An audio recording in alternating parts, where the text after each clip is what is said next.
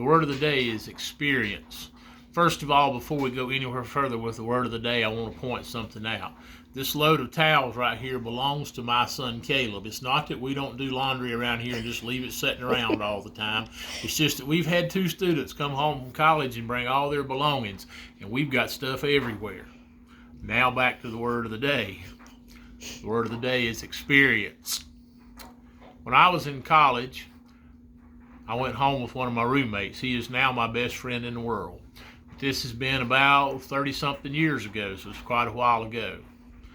And we were good friends then, and we were competitive about a lot of things, had a lot of fun competing. It wasn't real serious, but we liked to have bragging rights. I went home with him one weekend, and he lives on the Newport River. And we went fishing right out in front of his house. We were sitting out there fishing and hadn't caught much of anything, and his dad walks out on the front porch, and we're out in the skiff about 150 feet off the shore, and his dad points over there and says, "Craig, throw your line right over there." I tossed the line over there, and the bait hadn't hardly hit the water till the fish grabbed it. Pulled in a nice fish. He said, "Now throw it right over there." I tossed it right over there and caught another nice fish.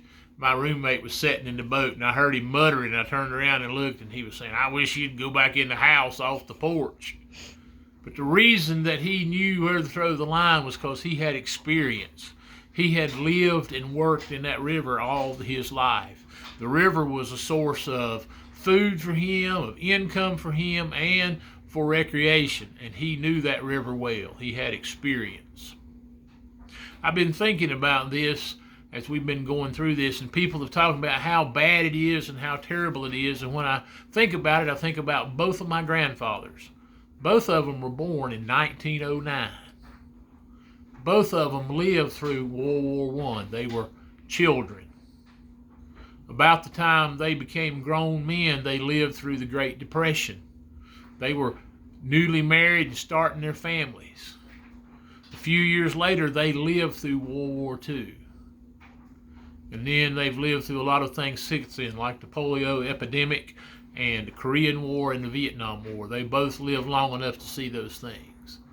They had a lot of experience with a lot of bad things. And as I've thought about this experience we're having now, I've tried to think about both of them and their outlook on a lot of things. I don't ever remember them being very negative about much of anything. They always looked on the positive side of things. They always looked for the good in most things. And I think that's what we need to do now. They had lived through some hard times, but they made it and they survived. And we can do that too. We've just got to pay attention to what we're doing, make sure we are social distancing and washing our hands correctly and doing all the things that they've asked us to do, and look for the positive and keep hoping and moving forward.